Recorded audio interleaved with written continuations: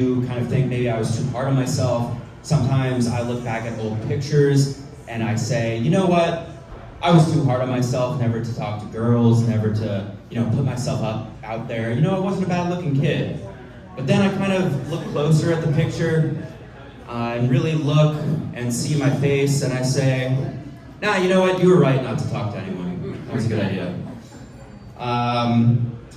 I gotta be careful about that. I gotta be careful because I could change things about my appearance. A lot of people are going to Iran and to Turkey to get nose jobs because it's so much cheaper. And I've thought about doing the same to kind of enhance my appearance. And in Iran specifically, they actually have a special deal for a Jewish nose job, which would apply to me since I'm Jewish. And what they do is, it's a pretty great deal. Instead of taking just your nose off, they actually take off your entire head. So, not a bad deal. Not a bad deal. But yeah, when you're getting older, it's kind of scary. You see things coming up, illness, dementia. I mean, I saw it with my grandma. We knew she was starting to get the Alzheimer's and the dementia when she switched her regular show from Everybody Loves Raymond to Diners, Drive-Ins, and Dives. That's kind of how we know that she was not doing great. And the thing is about Alzheimer's is that it can actually strike very, very young. You can get Alzheimer's at a very young age.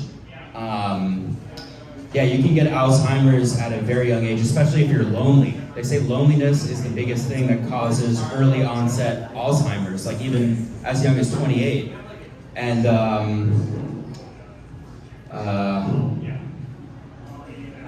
where am I? What? Who are you people?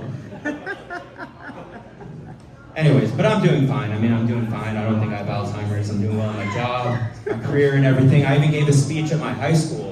I wasn't invited to do it, but I gave a speech. It's kind of spontaneous, but but in high school I was a class clown. I was quite the class clown. Never good enough though to get a scholarship offer from the community colleges, which really hurt my feelings because they took the cream of the crop of the class clowns. I never got that call from Montgomery College and they said, we want you to come here and we want you to do jokes in class. We want you to play here for Montgomery College. But yeah, I am getting up there. I'm getting to that age where I can't breathe normally when I'm drinking, which is great. So it's great to kind of switch from auto breathing to manual when I'm drinking. That's kind of the age where I'm at. But I do admire sober people, I really do. I really don't know where they kind of get their motivation, get their love for life. I have a roommate and he doesn't drink or eat meat. So I just have no idea what he does for fun.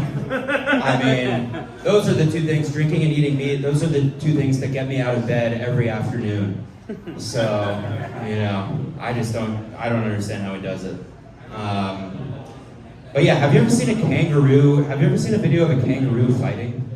When they square up, when they go up high and they square up to a human, they really look human themselves. They got like the pecs, they got the biceps, they got all the human features. In fact, when the last kangaroo fight video I saw, it looked so much like a human, I was afraid the kangaroo was gonna take out a gun, But yeah, I'm from the DMV. I don't know how many of you are actually from the DMV. We have a lot of great athletes from here. It's a point of pride for us, a lot of great basketball players. My favorite is Delonte West. I don't know if you've heard of Delonte West, but he was a great college player who played in the NBA. He actually had some mental health and drug issues, and now he's out on the streets, which is really unfortunate.